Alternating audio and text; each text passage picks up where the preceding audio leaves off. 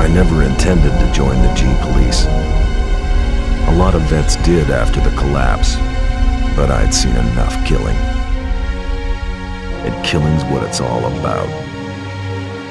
When they first hit the colonies, the G-Police operated like any other Earth-based force.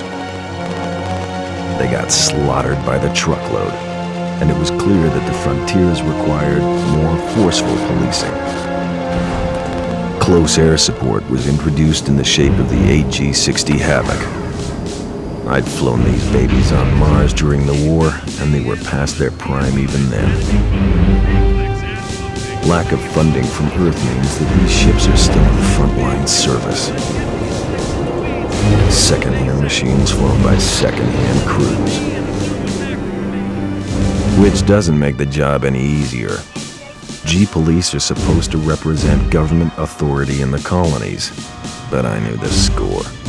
Most smart cops did now. Keep the population under control and try and turn a blind eye to any shady corporation deals. G-Police are all volunteers, usually vets with time on their hands. There's a few high-minded idealists who think they can make a difference, but the majority are just running from problems back on Earth. The G-Police ask no questions. If you're willing and you're up to it, you're in. Elaine Slater was one of the idealists. She was on her 4th tour as a Havoc pilot on Callisto, and now she's dead. Another good cop among many.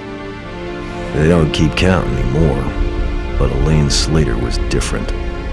She was my sister. The inquiry gave a verdict of suicide linked to stress and depression. I didn't buy that. Elaine had won commendations for closing a couple of big cases, and she'd even hinted at a new romance.